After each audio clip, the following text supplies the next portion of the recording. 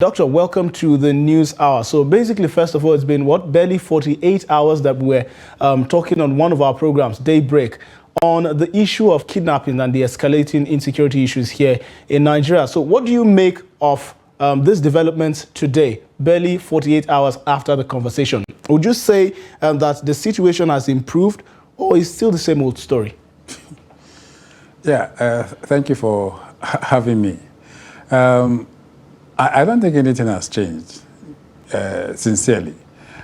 Before I go on, I want my condolences to the family of one of the girls from the family that were released, if you ask me.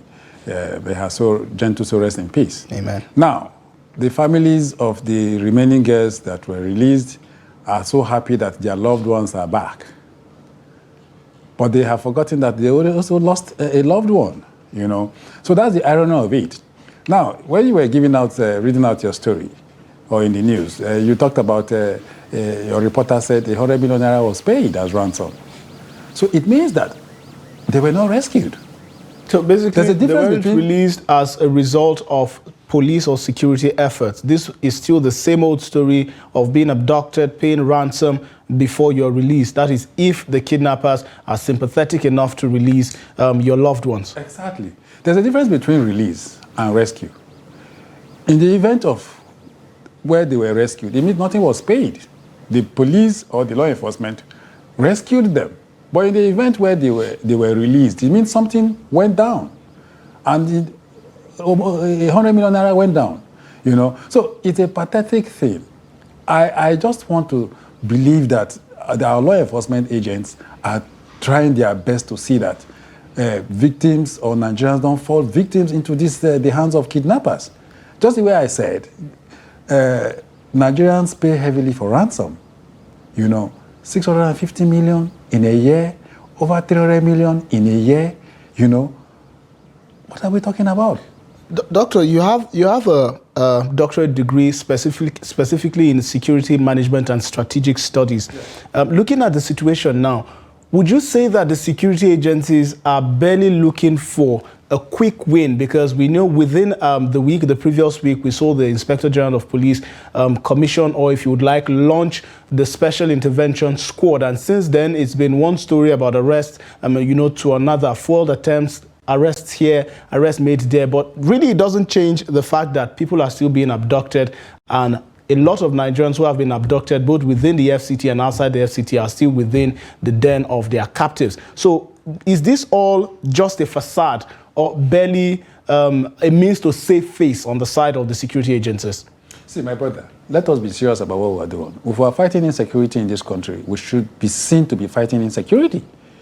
Now, the Chinaza guy that was arrested in Kaduna, that was sent to the FCT, that he was perpetrating acts of kidnapping in the FCT. Yes, it's a good, let me say it's a good report, you know. At least to a reasonable extent, we are seeing that somebody is being arrested in that regard. But that same fellow is saying that they are framing him up. How do we now begin to look at the stories now, you know?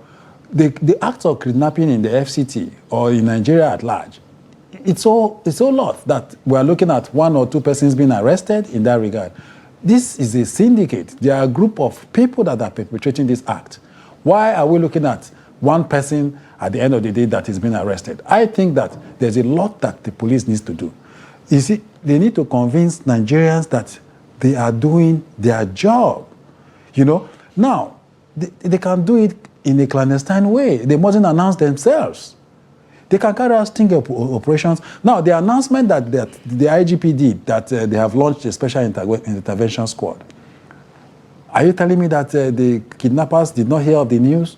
Some of them have taken their victims into places where the police cannot even find, even try to locate them. But doctor, in all of this, don't you think that the police as well as other sister security agencies are doing the best that they can, bearing in mind that, of course, they have their own limitations to, as much as possible, control the situation as it is? Are we interested in that?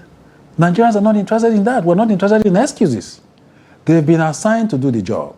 They've been paid to do the job. And they've asked for certain equipment instruments, motivations, and all that to do the job. And the government is ready to provide those things that they have asked for. Nigerians are not interested in excuses. We're not interested in the government telling us that this is the reason why they are not succeeding. They've sworn to an oath to protect lives and property. So why are we in this situation?